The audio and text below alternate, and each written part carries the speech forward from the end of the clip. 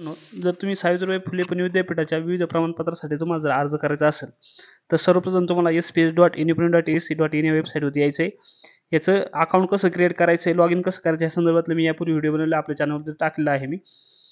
तर सर्वप्रथम तुम्ही लॉग इन केल्यानंतर इथं डॅशबोर्डला तुम्ही जर नवीन कोर्स एनरोल केला असेल तर तुम्हाला असे कोर्स इथं शो होऊन जातील. नसेल केला तर नवीन कोर्स एनरोल करू शकता.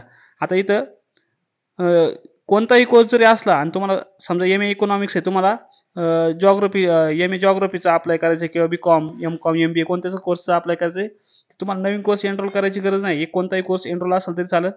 आणि फोटो आणि सिग्नेचर जर इथं अपलोड नसेल, इथं क्लिक अपलोड करा असं सांगत असेल, नाही केली तरी काही अडचण नाही तुम्हाला. तर सर्वप्रथम तुम्हाला इथं 2 ऑप्शन दिसून जातील, अप्लाय फॉर सर्टिफिकेट आणि अप्लाय फॉर मायग्रेशन. तर आपल्या अप्लाय फॉर सर्टिफिकेटवरती क्लिक करायचं आहे.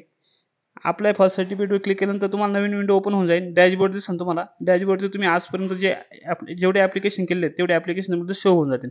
आता यापूर्वी मी रेग्युलर कॉन्व्होकेशनचा अप्लाय केलेला आहे, तो मला डॅशबोर्डला शो होत होते. आता तुम्हाला इथं वरती डाव्या कोपऱ्यामध्ये 3 याच्यावरती क्लिक करायचं आहे. क्लिक केल्यानंतर तुम्हाला सर्टिफिकेट होमवरती क्लिक करायचं आहे.